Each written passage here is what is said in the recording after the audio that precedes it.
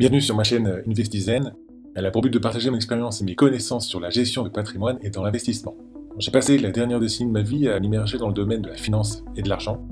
L'une des expériences qui ont les plus changé ma vie est de savoir gérer mes propres finances, de reconnaître des mauvaises habitudes en matière d'argent et de m'en libérer. Dans cette vidéo, je vais donc partager avec vous 8 mauvaises habitudes financières les plus courantes qui empêchent la plupart des gens d'avancer et comment s'en libérer. Tout d'abord, se payer soi-même en dernier. J'en ai entendu parler pour la première fois dans le livre Père riche, Père pauvre. Robert Kiyosaki explique que la façon dont les gens paient leurs factures peut être divisée en deux types. La première est l'habitude des pauvres qui consiste à se payer en dernier. Ainsi, dès que vous recevez votre salaire, vous devez payer votre loyer, votre facture de téléphone, vos abonnements, etc. Puis vous mettez de côté tout ce qui reste, s'il en reste d'ailleurs. La deuxième méthode est l'habitude des riches. Ils font tout le contraire. Ils se paient en premier, et c'est ce que vous devez faire. Dès que vous recevez de l'argent, notamment votre salaire, mettez minimum 10 € sur votre compte bancaire. Traitez cela comme si vous payiez une facture, c'est très important. En faisant cela, vous vous garantissez de ne pas acheter des choses inutiles, avant de vous payer vous-même. La deuxième mauvaise habitude en matière d'argent est de s'installer confortablement, de vivre au-dessus de ses moyens.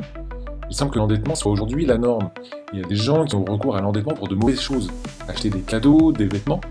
Il y a un mur à franchir. Si vous ne pouvez pas vous permettre de payer une chose directement et en liquide, vous ne devez pas l'acheter à crédit. N'oubliez pas que les sociétés de prêt à la consommation veulent que vous restiez un mauvais gestionnaire de votre argent parce que c'est comme ça qu'elles gagnent de l'argent. En France, le taux d'intérêt moyen pour un prêt à la consommation varie en fonction du montant emprunté. Il est d'environ 15%. Il n'y a donc aucun avantage à y avoir recours. Seules les sociétés de crédit s'enrichissent. Il est donc primordial de se constituer une réserve. Alors comment ? La première chose à faire est de se payer soi-même et d'épargner suffisamment pour que vous puissiez avoir une réserve. C'est en se payant d'abord, en mettant 10 € de côté pendant 6 mois que vous pourrez avoir votre réserve. Ensuite, vous pourrez commencer à utiliser l'argent supplémentaire que vous économiserez pour investir et le garder investi. Le quatrième problème est de ne pas connaître ses revenus ou ses dépenses. C'est important de bien les identifier pour savoir où vous allez. Ce qu'on appelle l'inflation du mode de vie consiste à ce que vos dépenses augmentent en même temps que vos revenus. Plus vous gagnez, plus vous dépensez. Financièrement, c'est important de connaître ses actifs, ceux qui rapportent de l'argent, et les passifs, ceux qui coûtent de l'argent. Il faut se fixer un objectif clair, avoir beaucoup d'argent, se constituer un patrimoine, et comprendre toutes les étapes à franchir pour y parvenir sont importantes pour être sûr de l'atteindre. Il ne faut pas rester dans le fantasme des gens qui veulent être riches, mais qui n'ont aucune idée de la façon dont ils vont s'y prendre, ou comment elles vont gérer leur argent. Être attentif à vos actifs et passifs et en voyant noir sur blanc vos économies réalisées vous incitera à agir. La cinquième mauvaise habitude en matière d'argent est d'avoir des passe-temps coûteux. Beaucoup de gens aiment faire du shopping. Si vous voulez améliorer votre situation financière, vous pouvez tout d'abord épargner une plus grande partie de vos revenus ou gagner plus d'argent. La combinaison idéale est de mélanger les deux. Vous ne pouvez pas vous enrichir si vous gagnez plus d'argent et que vous dépensez tout. Mais vous ne pouvez pas non plus si vous ne gagnez pas plus d'argent et que vous dépensez tout. Vous ne pouvez pas vous concentrer uniquement sur l'aspect épargne, car il y a une limite à ce que vous pouvez économiser. Pour vraiment construire la richesse, vous devez penser aux deux aspects de l'équation, à la fois à la façon d'épargner un plus grand pourcentage de vos revenus, mais aussi comment gagner plus d'argent. L'épargne a une limite, le gain n'en a pas. Il est infini.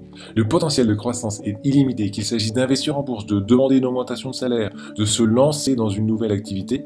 Vous devez rompre avec l'idée de n'économiser que de l'argent, mais l'investir, et cela va augmenter massivement votre richesse. Les impôts seront la plus grosse dépense de votre vie.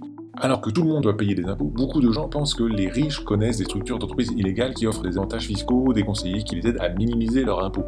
Si vous voulez prendre une longueur d'avance, l'un des meilleurs moyens d'accroître votre richesse est de comprendre les règles fiscales de façon à ce qu'elles soient à votre avantage. Par exemple, en investissant dans un PEA ou un PER, vos dividendes et vos bénéfices sont exonérés d'impôts, ou investir à travers une société par exemple. Il est essentiel de comprendre les rouages de la fiscalité afin de réduire cette enveloppe de dépenses et ainsi utiliser l'argent pour l'investir en accord avec vos valeurs. Numéro 8, attendre trop longtemps pour investir. Vous commencez à avoir des économies, vous avez cette réserve dont nous avons parlé, alors vous voulez investir cet argent pour qu'il commence à travailler pour vous et que vous puissiez en tirer profit. Vous devez diversifier ces investissements afin de pouvoir faire face aux différentes évolutions du marché.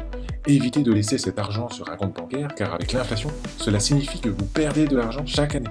Commencez à étudier différentes stratégies d'investissement, du plus sûr au plus risqué, en fonction aussi de vos aversions au risque.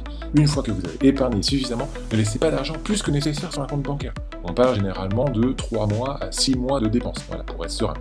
Il y aura toujours des raisons pour lesquelles vous ne pourrez pas investir, parce que vous n'avez pas le temps, parce que vous n'avez pas assez d'argent, parce que vous ne savez pas par où commencer. Mais aujourd'hui, c'est très simple d'investir, même avec des petites sommes.